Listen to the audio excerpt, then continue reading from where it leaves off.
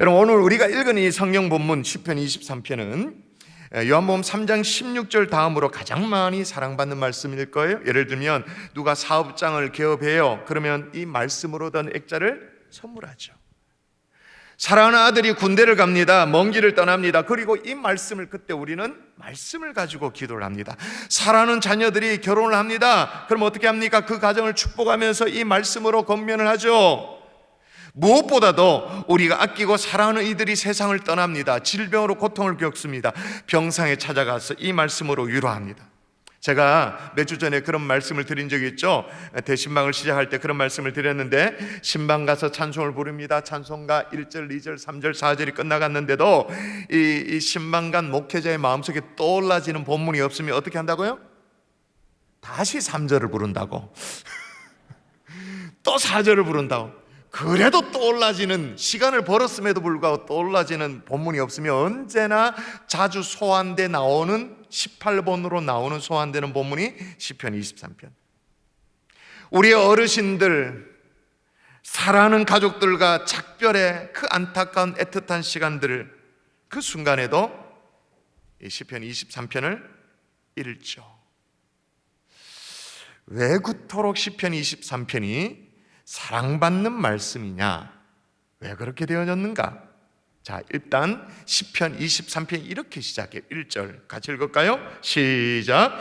여호와는 나의 목자시니 내게 부족함이 없으리로다. 이걸 바꿔 읽으면 뭐예요? 여호와는 나의 목자시니 내게 부족함이 없다. 여호와 하나님은 내 인생의 해답이시다. 여러분 아멘이십니까? 아멘. 주님이 내 인생의 해답이다. 동의가 되어지시죠?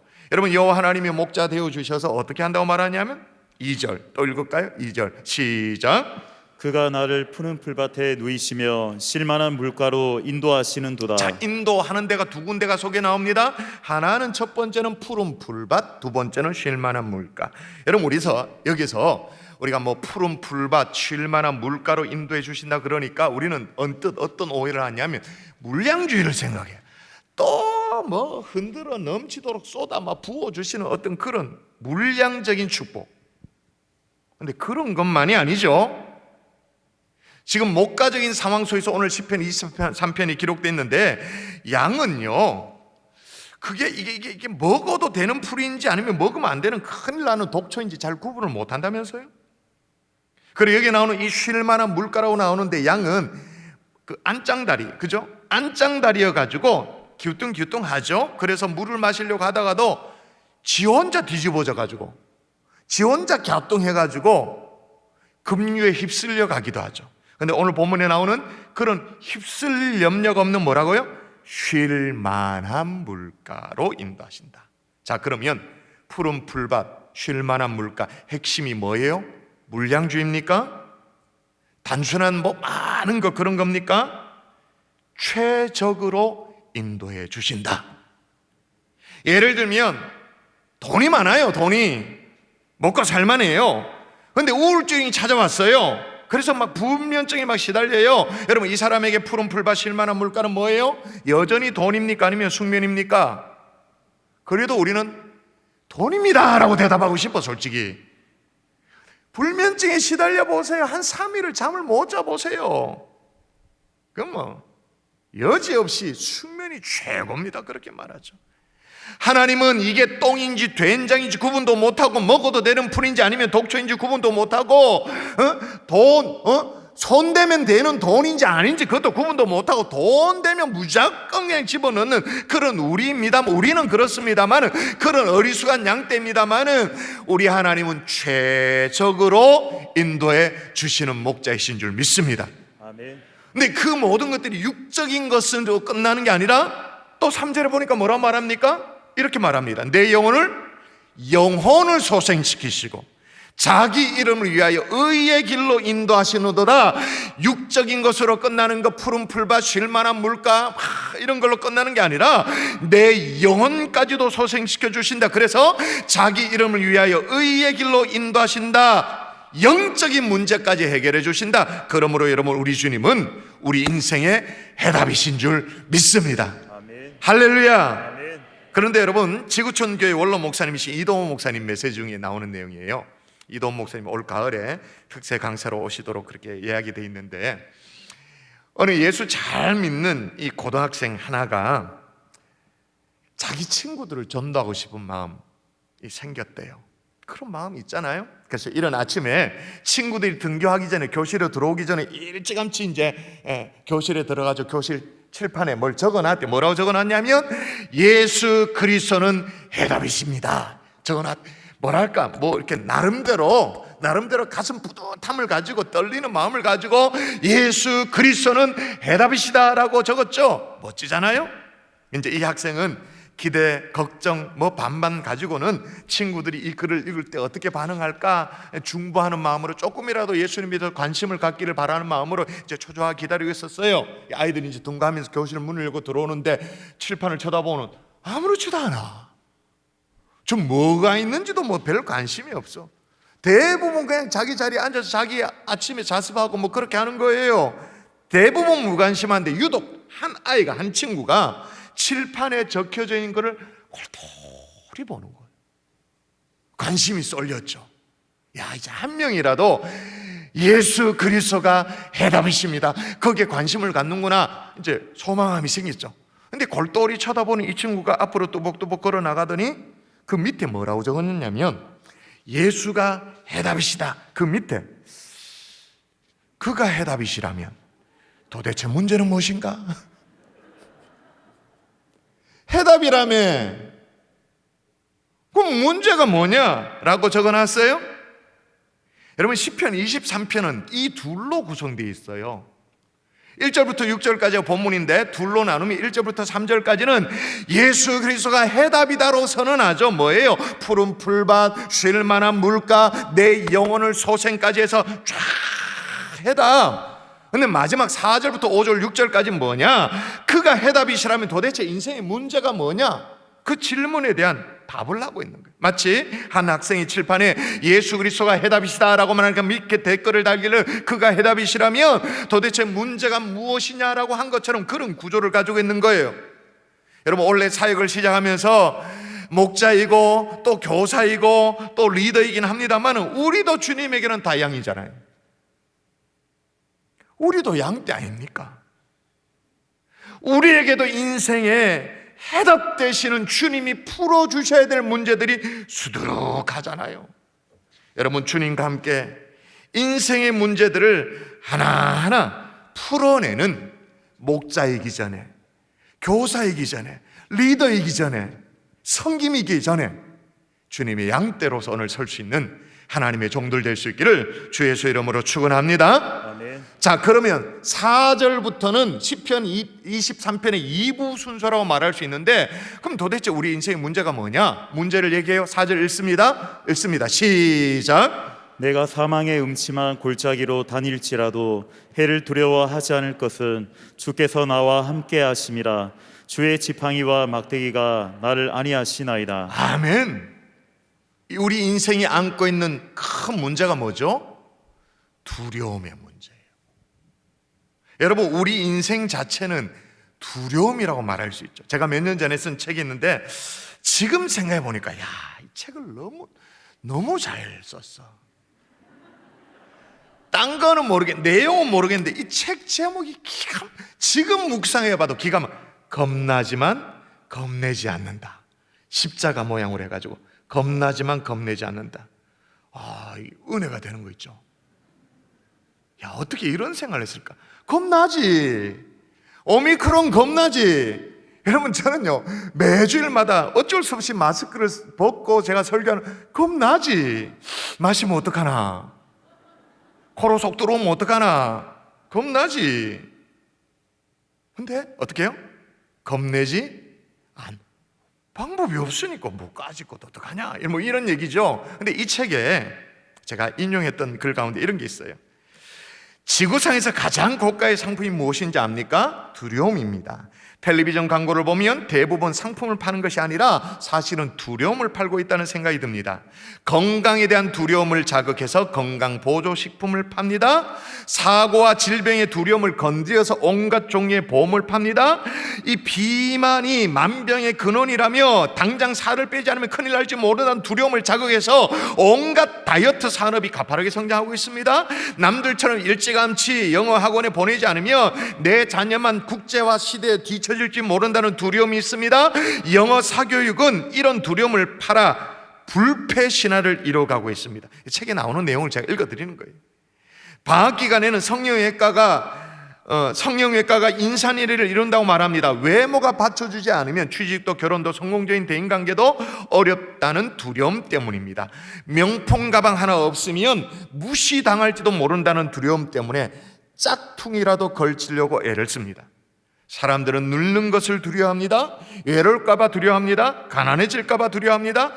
무시당할까봐 두려워합니다. 실패할까봐 두려워합니다. 두려움은 인간이 갖는 근본적이고 본능적인 감정이라고 할 수 있습니다. 그 다음, 이거는 이제 제가 한 얘기가 아니고 그냥 카피 문구예요. 두려움을 자극하면 잘 팔린다. 인간의 두려움만 건드리면 뭐든지 팔아먹을 수 있다. 이건 제 생각입니다만 갈려일고 송충이도 팔 수 있다. 두려움만 시큰 자극해봐라 막 구더기도 팔 수 있다. 이게 광고 업계의 공공연한 비밀이죠. 그죠? 근데 우리의 삶이 그렇다면 두렵지. 다 두려워요. 근데 오늘 시인은요 두려워하지 않는데, 다시 한번 읽어볼까요? 자, 한번 읽어보십시다. 4절 내가, 시작. 내가 사망의 음침한 골짜기로 다닐지라도 해를 두려워하지 않을 것은 주께서 나와 함께 하시면. 두려워하지 않을 이유가 뭐라고 말합니까? 주께서 나와 함께 하시기 때문에. 할렐루야. 근데 여러분, 함께 하시는 주님이 어떤 주님이신가가 참 중요한데, 오늘 시편 23편은요 이렇게 시작해요. 여호와는 나의 목자시니, 여호와는 나의 목자시니. 이걸 히브리어로 말하면 여호와 로이 이렇게 되어져요. 그래서 오늘 말씀의 제목이에요. 여호와는 뭐예요? 하나님을 얘기하죠. 로이는 뭐일까요? 나의 목자. 구약의 하나님을 소개하는 어떤 하나님의 별명이라 그래야 될까요? 별칭, 여호와 라파, 여호와 니시 뭐 이런 거 많잖아요. 그 많은 것들이 60개가 됩니다. 60개 중에 오늘 본문에 나오는 게 여호와 로이, 나의 목자 되시는 하나님, 나의 목자 되시는 주님. 여러분, 주님이 우리의 목자라면, 그러면 우리는 주님이 뭐가 됩니까? 주님이 목자라면서요. 그럼 우리는 뭐예요? 주님이 양이지. 그래서 성경은 우리는 다 양 같아서 라고 그렇게 적죠. 양은요 여러 동물 가운데 가장 겁이 많고 약한 동물이라는 거 다 아시죠? 정말 약하디 약한 모습을 단적으로 보여주는 작품 하나가 있어요. 한번 보여주십시오. 그 작은 캔버스 하나에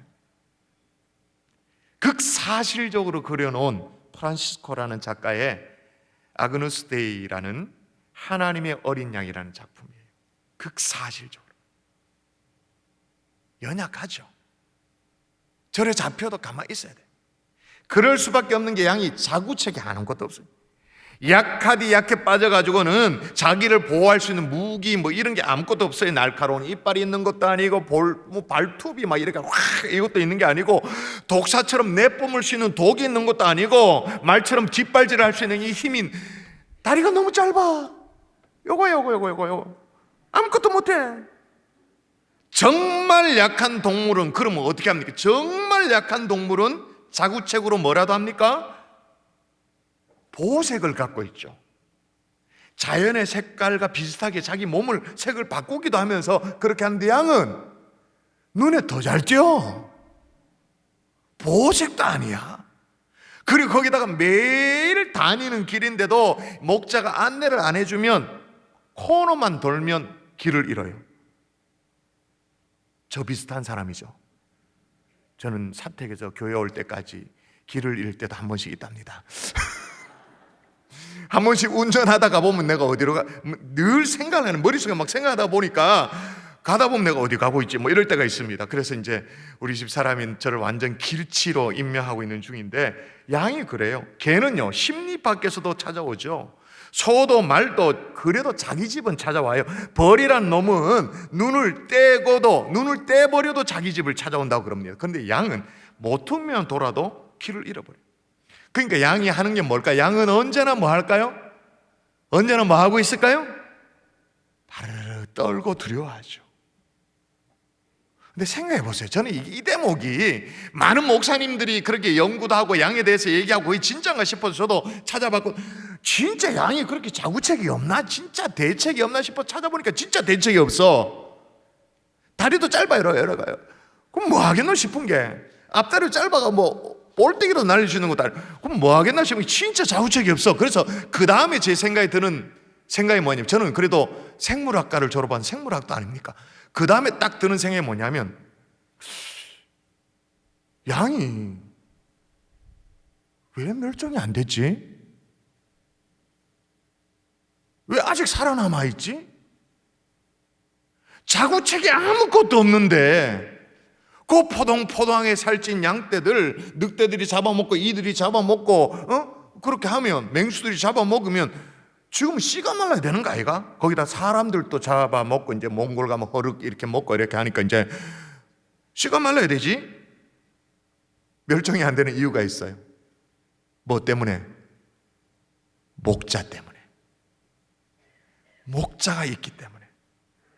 여호와 로이 되시는, 우리의 목자 되시는 주님이라면 우리가 두려워하지 않을 수 있는 이유, 이렇게 설명합니다. 한번 읽어볼까요? 같이 한번 읽어보십시다. 두려워하지 않을 것은, 시작.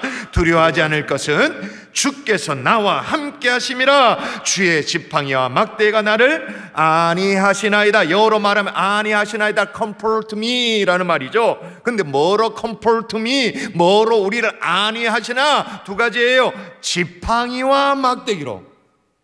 여러분, 이 대목에서 지팡이는 뭐고 막대기는 뭔가, 이렇게 좀 연구가 좀 필요하죠. 우리가 이걸 제자훈련생 이제 시작되어지면 D형 큐티 열심히 할 때, 우리가 D형 큐티를 할 때 반복되어지는 걸 찾잖아요.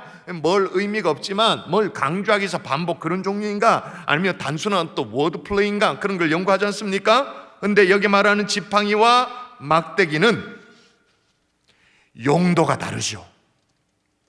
그 원어도 달라요. 똑같은 것을 그저 강조하기 위해서 반복으로 적어놓은 그 정도가 아니에요. 지팡이와 막대기는 용도가 명확하게 구분되어 있는 목자에게 있어서 필수품이에요. 자, 먼저 지팡이는 뭐냐? 우리가 얼마 전에 지났잖아요. 성탄절날 우리 교회에서 나눠드린 캔디케인처럼 지팡이, 이렇게 끝이 꼬부라져 있는 그 지팡이. 양들은 풀을 찾아 이제 헤매다가 절벽 끝인지도 모르고 지가 갈 때가 있어, 그냥. 그럼 어떻게 해요? 지팡이 끝이 꼬부러져 있으니까 어떻게 해요? 목자가 모가지를 딱 감아가지고 줘 땡기는 거지. 그럴 때 있어요. 그렇게 가면 안 되는 길인데 목자는 뭐에 알고 있는, 양떼는 그냥 가서 그냥 떨어주고, 그럼 어떻게 해요? 딱 가서 땡기는 거죠. 그리고 순한 양이요, 한 번씩은 또 염소짓을 할 때가 있대. 고집을 피우고. 그럴 때 어떻게 할까요? 이 지팡이를 가지고 대가리를 두들겨 패서라도 그렇게 하죠. 반대로 막대기의 용도는 뭘까요? 막대기는 일종의 무기예요. 방어용 무기.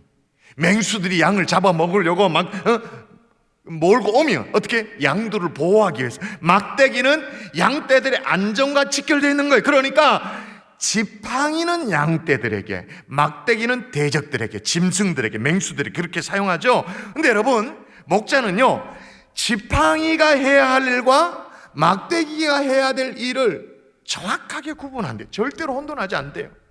엉뚱한 길로 가는 양떼를 인도할 때는 뭐라고요? 지팡이. 그죠? 대적들을 때려잡을 때는 어떻게 해요? 막대기. 이걸 바꿔서 하지 않는다는 거예요. 근데 우리는 어떻게 합니까? 우리는 이 자리에 계신 어머니들 어떻게 합니까? 이제 여름철 날 막 파리가 날아다니면 여름철 잡을 때 그 파리채를 가지고 파리도 잡고 애새끼도 잡고, 용도 구분 안 돼. 그냥 손에 잡히면 무조건 좁혀. 그냥 구분이 안 되죠. 근데 우리 주님 그렇게 하지 않는다는 거예요. 우리의 목자 되신 주님 그렇게 하지 않는다는 거예요. 그러면서 중요한 건 이겁니다. 양들이 말이에요, 지팡이에 두들겨 맞을 때가 있다 그랬죠. 좁힐 때도 있다 그랬잖아. 두들겨 맞을 때 아프지. 근데 아픔과 함께 뭐를 느끼냐? 목자의 사랑을 느껴. 지팡이로는 맞아도 괜찮아. 왜? 내가 양떼이니까. 목자의 양떼이니까 지팡이로 두들겨 맞는 거야. 맹수들이 달려와도 두려워하지 않는 건 뭐냐? 목자의 손에 막대기가 들려있다. 막대기가 들려있으면 절망하지 않아요. 왜냐? 목자가 늘 그래왔던 것처럼 이번에도 그 막대기를 들고 있기 때문에 걱정하지 않는 거죠. 아멘이십니까? 아멘. 그래서 이렇게 지팡이와 막대기로 인도함을 받은 사람, 이 양떼들의 고백입니다. 4절 마저 읽습니다. 내가 시작. 내가 사망의 골짜기로 다닐지라도 해를 두려워하지 않을 것은 주께서 나와 함께 하심이라. 할렐루야. 여러분, 오미크론의 파도가 아무리 거세도 확진을 피해갈 수 없다 할지라도, 혹 확진된다 할지라도 우리 주님이 지키시고 보호하시는 목자 되시는 줄 믿습니다. 아멘. 이거 믿어 의심치 않기를 바랍니다. 이게 막 헷갈리면요, 하루를 살아도 죽을 것 같아 진짜. 근데 여러분, 이상하잖아요. 목자가 그렇게 신실하게 인도를 한다면 왜 사망의 음침한 골짜기로 들어서도록 하느냐, 이 원초적인 질문을 해야 되는 거야. 아니 그렇게 인도하신다면, 그렇게 철저하게 인도하신다면 왜 사망의 음침한 골짜기로 그렇게 처음부터 아예 안 들어가도록 하지? 음침한 골짜기로 들어가도록 왜 하시느냐? 여러분, 그런데 이 팔레스틴 지역에는요, 계절에 따라 목초지를 옮겨 다녀야 되잖아요. 찾아다닐 때 반드시 사망의 음침한 골짜기를 지나가야 할 때가 있대요. 기록에 의하면 예루살렘에서 사해로 내려가는 광야 어떤 유대 광야에 가보면 앞에 막 가파른 골짜기 도처 있는데 이 계곡의 길이가 7km에 해당되어지는 그런 계곡도 있대. 그리고 이 협곡의 높이가 아주 쫙 올라간 이 높이가 450m 이상 그렇게 될 때가 있대. 그러면 생각해 보세요. 이 계곡, 이 협곡에 이 양떼들이 발을 잘못 디디면 어떻게 됩니까? 생각만 해도 끔찍하죠. 그런데 계절에 따라 목초지를 찾아다니기 위해서는 반드시 이곳을 지나가야 하기도 한다 그 말인 거예요. 마찬가지예요. 우리 인생에도 두 종류의 주소가 있죠. 첫 번째 주소는 2절에 나오는 것처럼 푸른 초장입니다. 우리 주님이 채우셔가지고 배불리 먹이셔서 편안하게 마음 놓고 누울 수 있는 푸른 초장. 또 하나, 그러나 가끔씩 옮겨가야 할 때가 있는 거예요. 또 하나의 인생의 주소가 있어요. 그게 뭐예요? 사망의 음침한 골짜기, 영어로는 shadow of death라고 해서 사망의 그림자, 이걸 지나가야 돼요. 여러분, 우리 중에 평생 푸른 풀밭에 뛰어놀다가 죽는 사람 아무도 없습니다, 솔직히 말해서. 때로는 음침한 골짜기 지나가야 할 때가 있어요. 한 사람도 외에 없이 푸른 초장과 사망의 음침한 골짜기를 건너 다니면서 넘나들면서 우리의 인생을 살아가잖아요. 그러므로 오늘 여러분이 단디 기억해야 될 게 뭐냐? 정말로 중요한 건 뭐냐? 내가 지금 푸른 초장이 있느냐, 사망의 음침한 골짜기 있느냐, 그게 중요한 게 아니고, 푸른 초장이든 사망의 음침한 골짜기든 주님이 나의 목자 되시고 있는가? 주님이 나를 주님의 지팡이와 주님 막대기로 인도하고 계시는가? 이게 중요한 거예요. 사망의 음침한 골짜기는 피하면 좋겠죠. 근데 그게 중요한 게 아니에요. 여전히 여호와 로이, 나의 목자 되신 주님이신가? 이게 중요한 거예요. 우리 주님의 지팡이와 우리 주님의 막대기로 인도를 받고 있다면 우리가 푸른 초장이든 사망의 음침한 골짜기는 상관이 없어요. 어떻게 돼? 인도를 받으면 삶의 지경이 더 넓어져요. 푸른 초장도 좋고 사망의 음침한 골짜기도 좋고 내 삶의 바운더리 지경이 확 넓어져요. 그래서 우리가 즐겨 부르는 찬송가 뭐라고 돼 있어요? 높은 산이 거친 들이 초막이나 궁궐이나 내 주 모신 곳이 그 어디나 하늘나라라. 삶의 바운더리가 지경이 확 넓어지죠. 푸른 초장이든 사망의 음침한 골짜기는 상관이 없어요. 푸른 풀밭에 누워주시는 것도 감사하지만 여호와 로이 나의 목자 되시는 주님의 지팡이와 막대기가 있다면 우리는 사망의 음침한 골짜기를 할지라도 그곳이 우리의 삶의 지경이 되는 줄 믿습니다. 아멘. 사망의 음침한 골짜기 거닐고 계신 분 있죠? 오늘 또 중보기도 제목 이렇게 깨알같이 올라왔네요. 페이지 수를 넘도록 이렇게 막 이렇게 올라왔네요. 사망의 음침한 골짜기 맞죠? 그러나 주님의 지팡이가 있고 주님의 막대기가 있다면 이것도 내 삶의 지경이 되어지는 거예요. 그 어디나 하늘나라라고 고백할 수 있는 올 한 해 여러분의 사역이 될 수 있기를 주 예수 이름으로 축원합니다. 아멘. 첫 번째 문제가 두려움의 문제였다면 두 번째 우리 인생의 문제, 치유의 문제인 거죠. 여러분, 양은요 어떻게 보면 아주 깨끗한 동물처럼 보여집니다. 그렇죠? 근데 여러분, 이게 우리의 착각이에요. 이게 어디서부터 왔냐? 이사야서 1장 18절 여기서부터 왔죠. 우리는 이사야서 1장 18절에 오라 우리가 서로 변론하자. 너희 죄가 주홍 같을지라도 눈같이 이어질 것이요 진눈같이 붉을지라도 뭐같이 이게 되리라? 양털같이 이게 되리라. 이 말씀이 있기 때문에 그 말씀이 있어서 그런지 몰라도 양털은 언제나 깨끗함의 상징이에요. 그리고 머릿속에 떠올라지는 게 언제나 이 목가적인 분위기, 그 하얀 양떼들 이런 걸 생각해요. 근데 그건 우리의 상상인 거죠. 실제로 양떼들 보면 어떻게 해요? 추잡아가지고 아이고야 그 꼬질꼬질. 우리 성질 같았으면 어떻게 해? 양 통째로 그냥 세제 확 풀어가 세탁기 막 돌리고 싶어. 그냥 때 좀 빼고 싶지. 냄새도 얼마나 지긋지긋해요. 가까이 가보면 양이라는 동물이 그렇게 더럽죠. 더럽힘을 많이 타요. 자체가 더럽다기보다는 이 더럽힘을 많이 타죠. 의외로 지독한 냄새도 나요. 우리가 늘 이제 양을 목가적인 분위기로 생각하니까 그렇습니다만 꼬질꼬질하다 그런 말이에요. 근데 더 심각한 것은 뭐냐? 꼬질꼬질한 양털 아래예요, 아래. 여러분, 이 성경에 기록된 이 팔레스틴 지역을 생각해 보십시다. 뜨거운 여름에 막 극성을 부리는 이 파리떼들, 벌레들 막 싸워야 하죠. 그런데 언제나 더 고통스러운 것은 찾아오는 피부병이래요.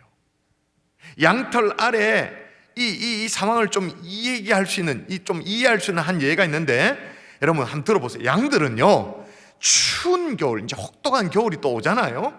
그죠? 또 사막지대는 그런 게 있잖아요. 양들은 겨울에는 뚝뚝 떨어져 산대요. 떨어져 있대요. 무더운 여름이 되어지면 서로 막 부딪힌대, 붙어지는데. 우리 같으면 반대잖아. 왜 그렇게 하지? 겨울에는 뚝뚝 조금 이렇게 같이 있으면 온기라도 느끼고 그럴 텐데 뚝뚝 떨어져 있고, 무더운 여름이 되어지면 딱딱딱딱 붙어가 몸을 가까이 하고 막 비비면서 그렇게 지낸대요. 반대로 하죠. 왜 그렇게 하냐? 동물학자에 의하면 양들의 이 양털이요 2톤 공기층을 갖도록 만든다는 거예요. 그러니까 지금으로 말하면 이 양떼들이 그냥 롱패딩을 언제나 입고 있어요. 상시적으로 입고 있는 거예요. 그래서 추운 겨울에 옆에 양이 와서 비비면 어떻게 돼요? 따뜻한 공기층이 빠져나가는 거예요. 오면 안 돼. 양떼들이 뚝뚝 떨어져 있어야 돼. 그래야 이 온기를 유지할 수, 이 공기층, 온기 유지할 수 있는 거예요. 근데 이제 여름에는 어떻게 되냐? 더우니까 어떻게? 비벼야 돼. 비벼서 이 안에 데워진 공기들이 이제 양털 밖으로 빠져나가도록 이렇게 하는 자구책이죠. 그런데 여러분 생각해 보세요. 그렇게 해서 한여름에 비벼가지고 데워진 공기들이 양털 밖으로 빠져나간들 그게 얼마나 되겠습니까? 얼마 안 되죠. 그리고 그 덮고 있는 이 양털을 딱 딛기면 어떻게 될까요? 누더기지. 그 아래의 피부가 어떻게 되냐? 요즘 우리가 그래도 좀 나은 게, 이걸 이해할 수 있는 게 반려동물을 꽤나 많이 키우잖아요. 그래서 반려동물 인구가 늘어남으로 말미암아 이 강아지에게 가장 치명적인 것 중에 하나가 이 피부병이라고 어느 정도 이제 상식적으로 알잖아요. 양들도 별반 다르지 않는 거예요. 거기다가 산 넘고 계곡 넘고 그래가지고 거친 여행에 상처를 입게 되어지죠. 그럼 이 피부염으로 온몸이 누더기가 되어진 거죠. 고통을 겪는 거예요. 근데 그때 어떻게 해주신다고요? 한번 읽어볼까요? 5절 읽어보십시다.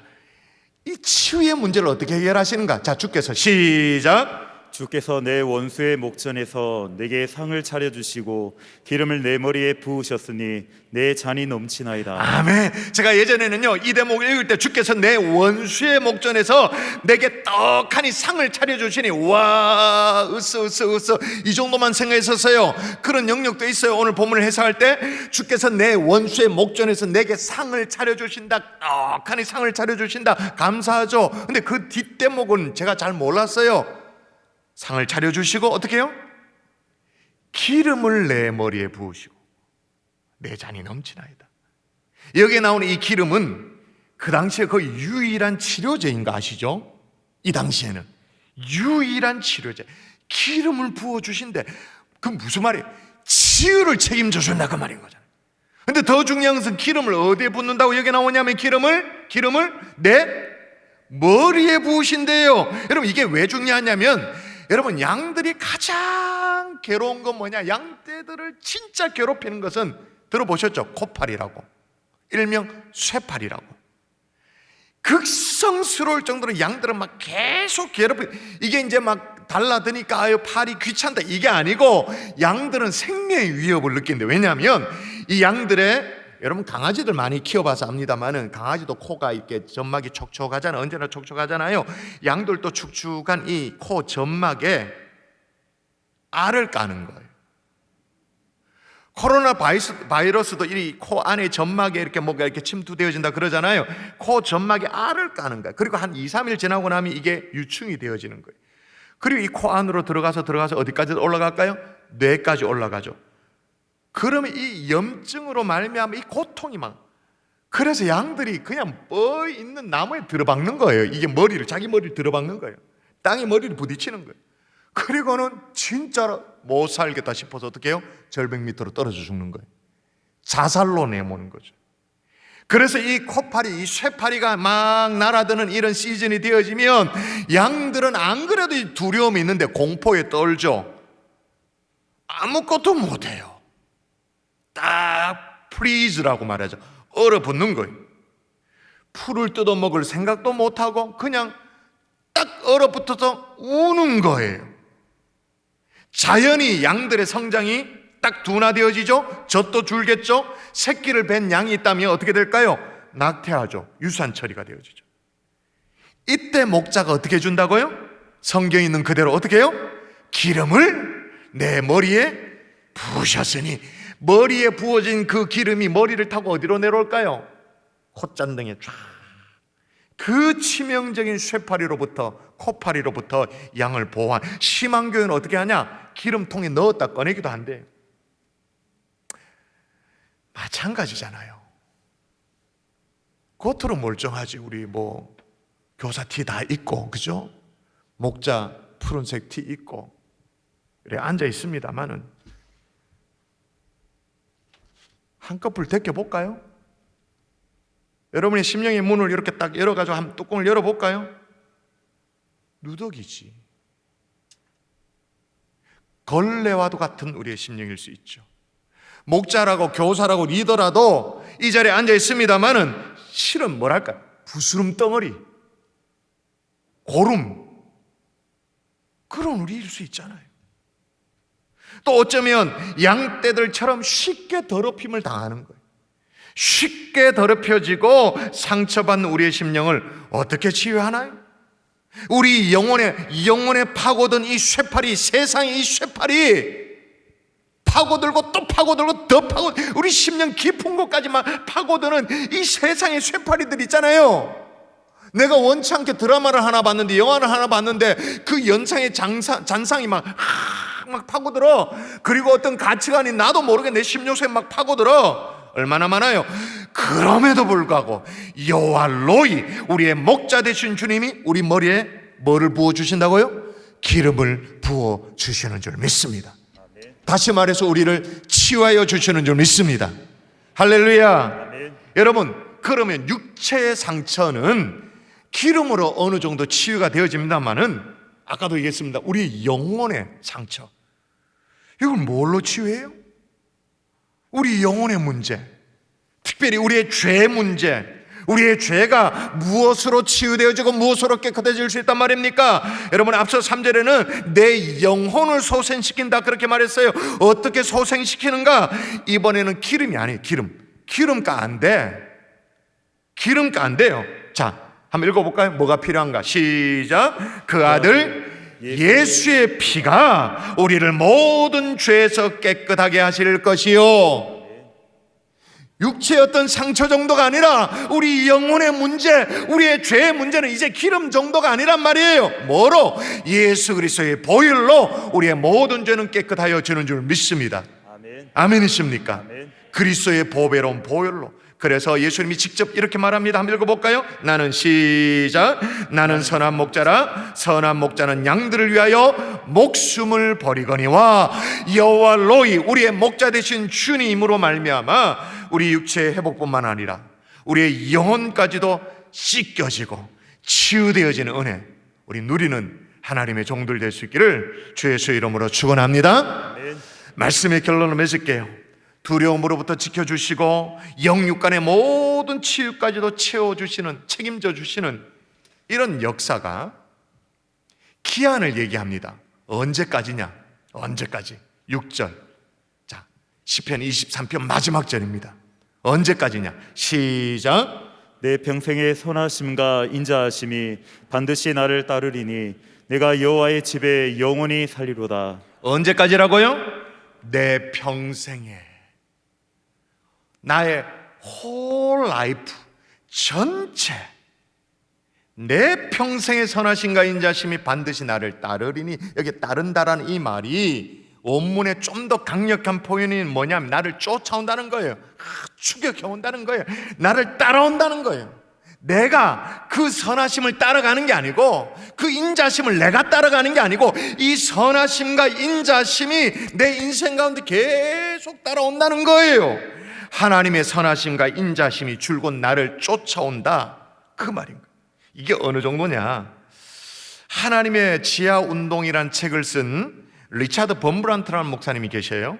오래된 분이에요. 과거에 루마니아의 목사님이셨는데, 루마니아가 공산치하에 있을 때 목회를 하셨던, 그런데 이유 없이 체포를 당했어요. 14년 동안 옥고를 치렀어요.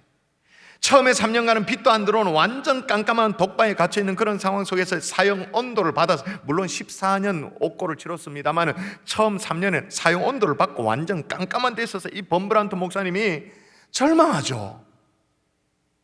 원망이 생기는 거예요. 그 원망 섞인 기도를 했다는 게 중요해요. 원망만 했으면 그 다음 스토리가 없을 텐데 원망 섞인 기도를 했어요. 하나님, 주의 일을 하다가 이 나라, 어떤 이 문제 어떻게 하면 좋습니까? 형장이 이슬로 사라져야 합니까? 그렇게 이제 기도를 했어요. 하나님 음성이 들리더래. 사랑하는 종아, 성경에 두려워하지 말라는 말이 몇 번 기록됐는가? 그래서 이제 깜깜한 독방에서 나와서 기회가 되었을 때 성경을 가지고, 그래도 그 당시에는 좀 양반이었던가 봐. 성경 이런 걸 옥 안에 넣어줬는가 봐요. 성경을 가지고 쭉 뭐 할 일도 없으니까 읽어요. 두려워하지 말라는 성경이 창세기 1장 1절부터 그 비슷한 표현이 있으면 밑줄도 긋고 동그라미를 치면서 성경을 쭉 읽어 내려갔어요. 그래서 이제 다 읽고 나니까 366번이네요. 366번 두려워하지 말라, 그렇게 돼 있네요. 다시 하나님 말씀하세요. 왜 내가 366번 그 말을 기록해 놓았다고 생각하니? 1년 365일 하루하루도 걱정하지 말고 담대하게 살아라고 그렇게 해놓은 거 아니니? 라고 하나님 그렇게 대답하세요. 이제 범블란트 목사님이 이제 하나님께 물어요. 하나님, 그런데 1년에 365일인데요 366번 왜 말씀하셨죠? 그때 성령께서 또 그렇게 깨달음을 주시더래요. 너는 4년에 한 번 윤년이 돌아온다는 걸 모르구나. 4년에 한 번은 366일이라는 걸 모르는구나. 이 진짜인지 누가 지어낸 얘기인지 잘 모르겠습니다만은 결국 마침내 1989년 가을에 동유럽을 휩쓴 민주화 물결로 말미암아 차우세스크 이 독재가 무너지죠. 신앙의 자유를 얻게 되어지죠. 여러분, 잠시 지금 우리가 살아온 과거를 돌아보십시다. 생각해 보십시다. 지금 힘들다고요? 지금 죽을 것 같다고요? 그러나 여러분, 돌이켜 보세요. 분명히 나를 따라왔던, 나를 쫓아왔던 주님의 선하심과 인자하심이 분명히 있었는 줄 믿습니다. 365일이 아니라 366일까지도 지키시고 보호하시는 하나님의 손길이 분명히 있었는 줄 믿습니다. 한 가정에, 미국의 가정이었어요. 어떤 소녀가 암으로 죽어가고 있었죠. 그런데 부모가 여러 가지를 뭐 다 해주고 싶습니다만은 부모가 해주는 위로가 한계가 있잖아요. 어머니가 너무 안타까워가지고 딸 곁에서 늘, 아까도 얘기했잖아요, 시편 23편은 이런 인생의 결정적인 순간이 늘 읽혀지는 성경이라고. 그래서 시편 23편을 다 읽어줬어요. 여호와는 나의 목자시니 내게 부족함이 없다. 읽어줬어요. 그러면서 딸에게 뭐라고 말하냐면, 사랑하는 딸아, 이 말씀을 꼭 기억해야 돼. 네가 힘들고 고통스러울 때, 통증이 몰려올 때 여호와는 너의 목자셔. 이거 꼭 기억해야 돼. 영어로 5손가락을 이렇게 꼽아가면서 그 부분을 꼭 기억시키는 거예요. The Lord is my shepherd라고. The Lord is my shepherd. 이건 꼭 기억해야 돼. 한글로도 5글자죠. 주 여호와는 나의 목자시니. 이걸 반복하면서 아이를 위로하다가 링핑거라고 아시죠? 링핑거. 이게 4번째 손가락, 응? 반지를 끼우는 4번째 손가락에 아이의 반지가 눈에 띄었어요. 한국 사람은 이제 결혼 반지를 잘 안 낍니다만 미국에는 거의 끼죠. 그래서 이제 미국에서 결혼 반지를 뺐다 그러면 이혼했다, 그런 의미죠. 꼭 끼고 다니는데 어느 날 너무 아파하는 이 아이를 보면서 엄마가 준비한 반지를 이렇게 끼워줍니다. 링핑거에다가 끼워주고는 만지도록 하는 거죠. 그러면서 외우도록 하는 거예요. The Lord is my shepherd. 5글자야. The Lord is my shepherd. 아이가 고통 가운데 잠든 줄 알았대요. 그 다음날 보니까 딸이 세상을 떠났어요. 근데 이 어린 소녀가 어제 끼워준 4번째 손가락을 딱 반지를 붙들고 숨을 멈췄대요. The Lord is my shepherd. 주 여호와는 나의 목자시니. 여러분, 나의 목자 되시는 주님, 여호와 로이, 그분을 마음에 새김으로 말미암아 여러분의 모든 인생의 해답, 사역의 해답 발견하고 돌아가는 하나님의 종들 될 수 있기를 주 예수의 이름으로 축원합니다.